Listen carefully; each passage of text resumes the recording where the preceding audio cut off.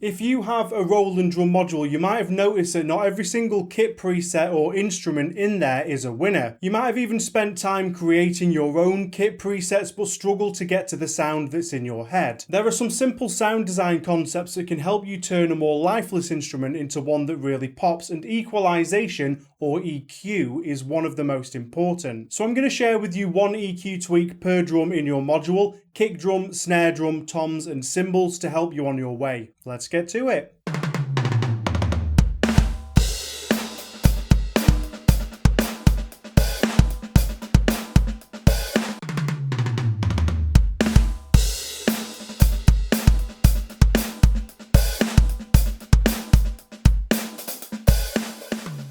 These EQ tips will work on any Roland module that's got a pad EQ setting. So that includes a Roland TD07, TD17, TD27, TD50, the TD30, the TD20 and TD10 I think, and probably some others. Though most of these tips will work best on modules that have got a 3-band EQ, i.e. 3 different frequency bands that can be adjusted. A couple of those older modules might only have a 2-band EQ, which means you might need to adjust the approach a little bit, but this should still be a good starting point even on those modules. The usual disclaimer applies for this video. These are all tips that generally work well for me and the sound that I'm trying to achieve. There's always going to be some sounds that these don't apply exactly to, but generally speaking I find that these improve most of the Roland sounds that I've run into. I'm going to demonstrate all of these on the modules that I've got, which show the EQ as a graphic representation. The TD07, for example, has a really small screen, so it's all text-based rather than that visual representation, but all of the controls are still there, so I'm just going to quickly explain what each of the frequency bands and the kinds of filters do, just in case you're new or you're unsure. The low frequency control is what's known as a low shelf filter. The middle EQ band is set up as a peak or bell curve filter, and the high frequency band is set up as a high shelf filter. The shelf filters will apply a frequency boost or cut at the frequency that you set them at, but also the frequencies below or above that particular frequency. Whereas the peak or the bell filter will apply a boost or a cut in a more narrow range around the desired frequency, with the Q value controlling how wide or narrow that peak's curve is. I won't go into any more depth than that on this video because I want to try and keep this as simple as possible. So starting with the kick drum or the bass drum, there's a specific frequency that often makes the kick drum sound rather boxy. This applies to acoustic drums as well as electronic drums, but it's very prominent in a lot of Roland's acoustic style sounds. It's somewhere around the upper bass or lower mids frequencies, and on your Roland module it will be at the 315 Hz frequency option. So what you want to do is go to the middle band on your pad EQ setting on your kick drum, and usually I set the Q to either 2 or 4 for a medium wide scoop. Then you want to select 315 or 400 as your frequency and go to the gain. Turn the gain down by at least a few decibels, but it might take more than you think, and this will apply a cut to this frequency band.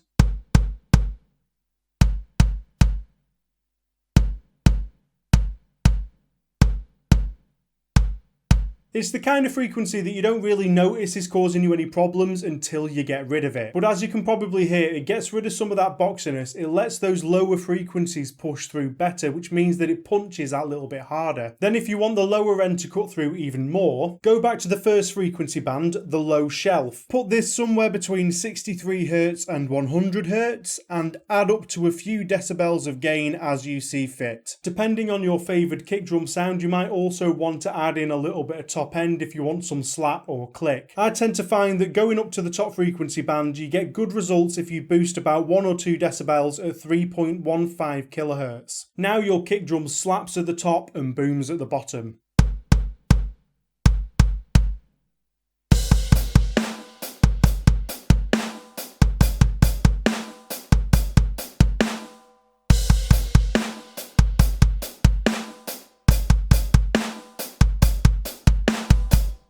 Next up, we've got the snare drum. Now, I tend to find that especially in this generation, a lot of Roland snare drums are quite thin sounding. So the most useful tweak for me tends to be just to add a little bit of bottom end to that snare. I usually set the low shelf filter to either 200 or 250 Hz and boost it by a couple of decibels. If you find that that's now adding a lot of weight but the higher frequencies aren't cutting through as well, you can boost the high shelf. Setting this to around 4 or 5 kHz usually works well, and adding a decibel or two will add some of that top end crowd track back. But as you can see, this has sort of raised everything because of the long curves of the shelf filters, so you'll now need to apply a cut to the mids to restore the balance. If you go to the middle band, set it to around 1 kHz and give it a wide Q of 1, you can then remove a couple of decibels to make a nice scoop.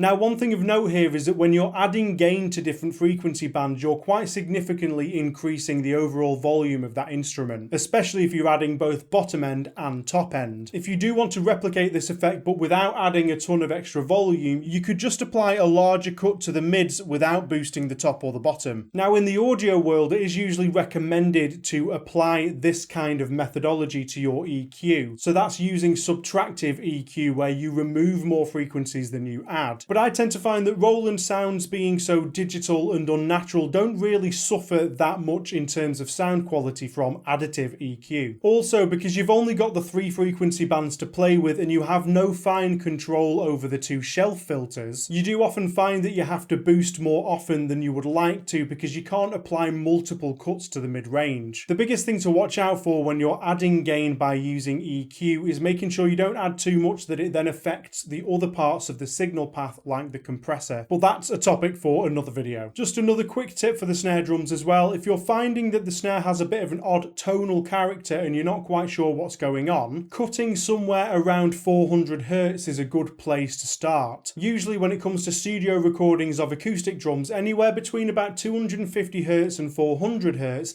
is seen as the sort of muddy area, especially on a snare drum. So if you're having problems with your Roland snare, this is a good place to have a look at with your mid-range EQ control. So moving on to the toms, one of the best things that helps me get beefier sounding toms is just cutting the low mids. You can add some bottom end or top end afterwards, but clearing up the low mids really helps bring out a lot more punch and gets rid of some of the nasty frequencies. Again, depending on the exact sample, the frequency band might vary a little bit, especially on the really low tom tunings, but I've had the best improvements with setting the middle band to 630 Hz with a Q of 2 and reducing by anywhere between 3 and 6 decibels. For particularly high toms, you might want to go up to 800 Hz or higher, but 630 tends to work pretty well for most toms. If you do want to add some low end to the toms, I would recommend setting your low shelf no higher than around 200 Hz, only adding 1 decibel at a time and listening as much as possible. Keeping the low shelf down in that frequency range means you're not going to accidentally add any of those low mids back in by proxy. I tend to go a little bit lower than that, especially on the low tune toms, down to 160 or 125 Hz.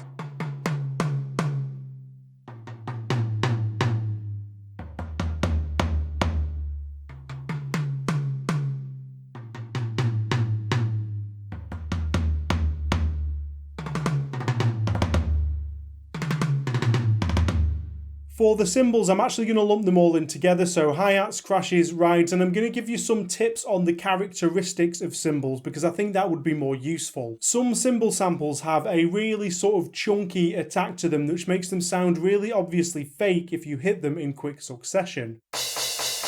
You tend to find that this is what most people think of when they think bad electronic cymbal sounds. It sounds a bit like a drum machine, and a lot of the cheaper modules are notorious for this kind of sound character. So for cymbal sounds like this, reducing the low end and playing with the transient settings can do wonders. However, the transient settings will be for another video, so watch out for that one in the future. For the EQ, I'll usually set the low shelf somewhere around 250 Hz and just drop it like it's hot. -5 dB, -10 dB, just give it a go and see how it sounds. This will usually be enough to remove that quality, make the top end more apparent, and just generally smoothen things out.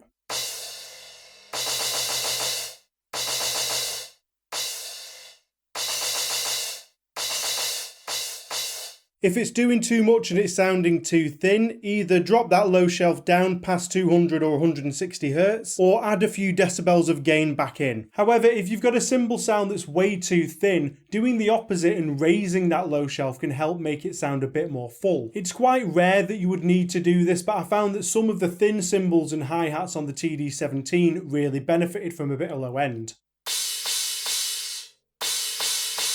As I say, not that likely that you'll need it on most modules, but it's good to know just in case. And then more generally speaking with the cymbals, if you just want them to shimmer that little bit more, adding a couple of decibels to the high shelf might do the trick. I'd personally set it to at least 6.3 kHz, maybe 8, and add 1 decibel at a time until they pop that little bit more. Adding too much top end could give you some weird hisses or some nasty overtones, but adding just a little bit will help bring some of those dull cymbals to life.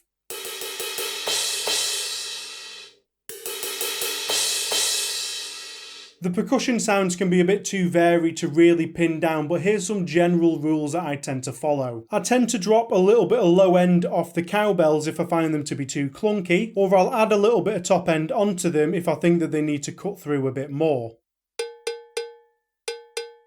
And for any percussion sounds that have a similar sort of sound character to one of the other drums, like a gong drum being quite similar to a kick drum or a low tom, or some of the hand percussion being very tom-like, I would generally start with the tips for those similar instruments and go from there. Now, if you don't want to do all of this work yourself, I've got ready mixed kits available on my store for the TD17, the TD27, the TD50, and even the Pearl Mimic Pro at the eDrumworkshop.com. All of these tips that I've given you today have been used in some capacity on those kits that I sell on my store.